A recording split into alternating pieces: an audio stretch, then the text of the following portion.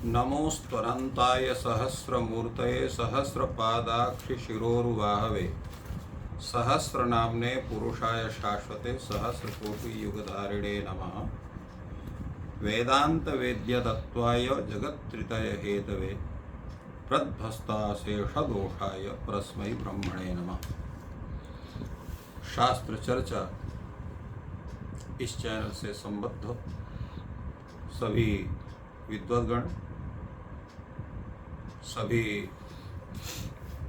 जिज्ञासु छात्रवृंद, सहृदय सज्जन वृंद, आप सभी का मनुस्मृति के इस विचार परंपरा में स्वागत है। संप्रति हम लोग मनुस्मृति ग्रंथ के प्रथम अध्याय के 28वें पद्य पर विचार करने जा रहे हैं। यम तु कर्मणि यस्मिन् स न्ययुंक्त प्रथमं प्रभुः स तदेव स्वयं भेदे सृज्यमानः पुनः पुनः। इसका तात्पर्य यह है कि सृष्टि को अनादि स्वरूप भी प्राप्त है, ऐसा भी चर्चा आती है। उसका अनादित्व का स्वरूप कैसे बनता है उस पर हम लोग चर्चा करेंगे।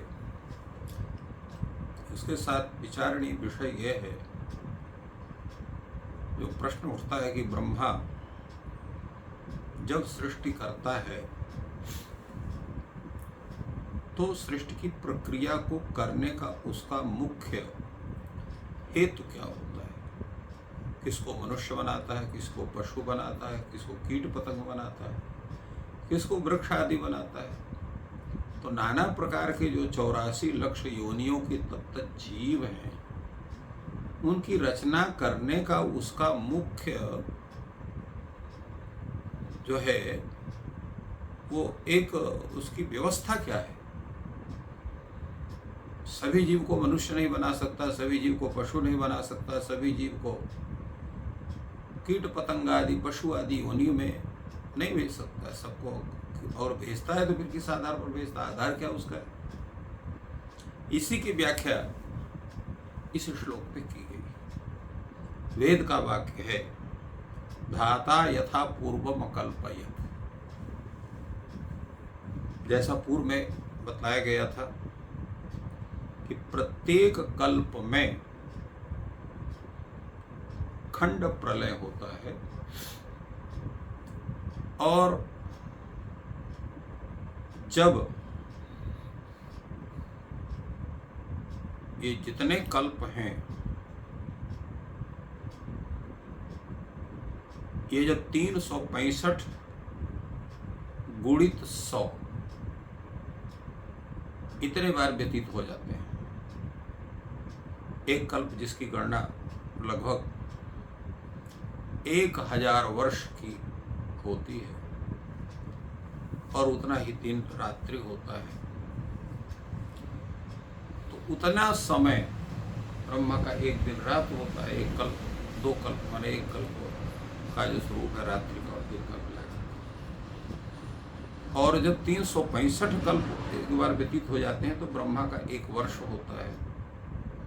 और 100 बार जब ये 365 कल्प व्यतीत होते हैं तो ब्रह्मा की पूर्ण आयु होती है। इसके बाद तब ब्रह्मा का उनका तिरोभाव होता है, और वही समय फिर महाप्रलय की स्थिति होती है। तो ब्रह्मा पर्यंत जितने जीव हैं सब उस परमात्म तत्व में लीन होते हैं, और उसी में जो है पृथ्वी तत्व जल तत्व में, जल तत्व तेजस तत्व में, तेजस तत्व जो है वायु तत्व है, और वायु तत्व आकाश तत्व में, और आकाश तत्व उस पर ब्रह्म में लीन होता है। ये एक महाप्रलय की स्थिति बनती है, और उतने ही वर्ष महाप्रलय का स्वरूप रहता है। और इसके बाद पुनः जब सृष्टि प्रारंभ होती है तो ऐसी अवस्था में ब्रह्मा जो सृष्टि की प्रक्रिया करता, उसका स्वरूप क्या होना चाहिए,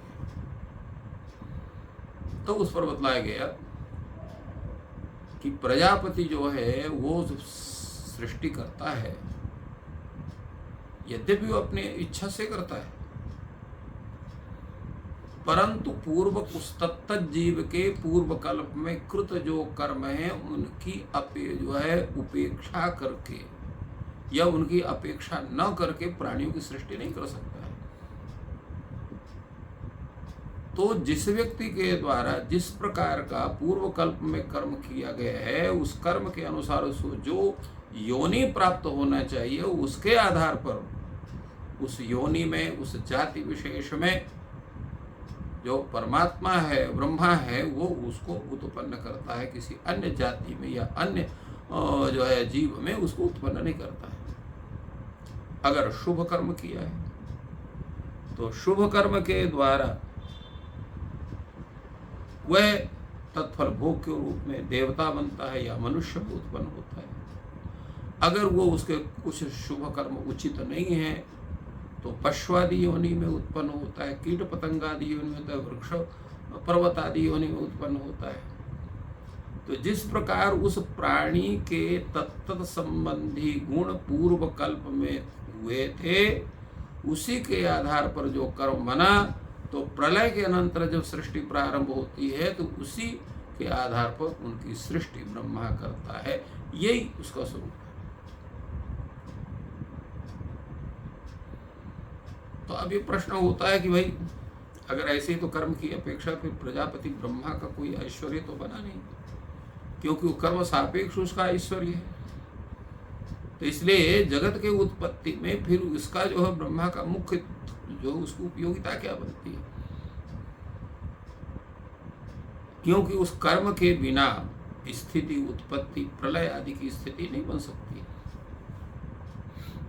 और ये जीव जो है नित्य है, इसलिए अपने पूर्व जन्म के कृत कर्मों के आधार पर ही वह तत्त योनि विशेष को प्राप्त करता है और ब्रह्मा उसकी व्यवस्था करता है।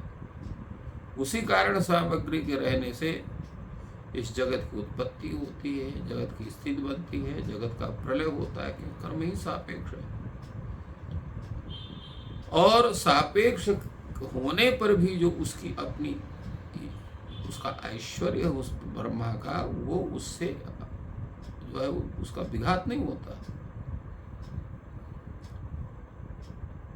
जैसे कोई राजा है, वह अपने नौकरों से तत्त कार्य को संयोजित करके उस कर्म के अनुरूप जो जिस लायक है उसको उस आधार पर लगाता है।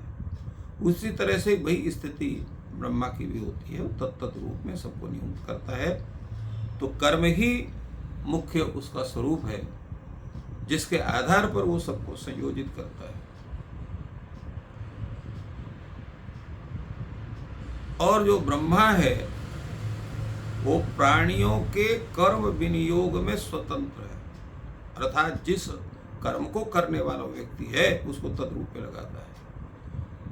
जो सर्ग जब प्रथम सृष्टि उत्पन्न हुई तो प्रथम सृष्टि में जिस कर्म के आधार पर उसके हिंसात्मक कर्म अथवा उसके अच्छे कर्म के आधार पर जिस जिस योनि विशेष में जीवों को उन्होंने नियुक्त किया तो उसी कर्म में उस कर्म करने वाले जीव को उसी योनि विशेष में वो डालते हैं।